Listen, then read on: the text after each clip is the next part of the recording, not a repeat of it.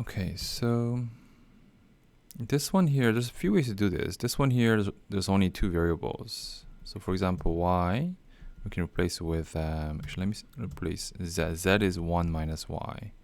So if I replace this with this z and this z with 1 minus y, I get two equations with only two unknowns. Okay, let me call this equation 2, equation 1, equation 3, put 2, make substitution to equation 1, x minus y, 2, z will be replaced with 1 minus y. Okay, let's clean this up.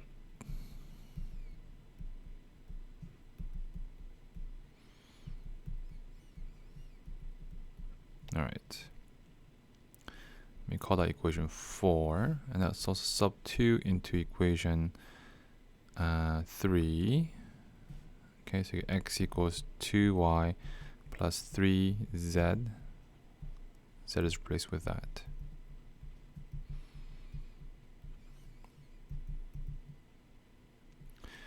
These two combine to give you a minus y. Let me call that equation 5. And then x is isolated here, so you can do 5 sub into equation 4.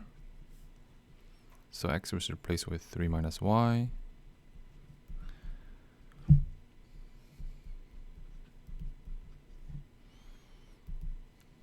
Okay, so minus 4y then is equal to, and negative 12, and y is equal to 3.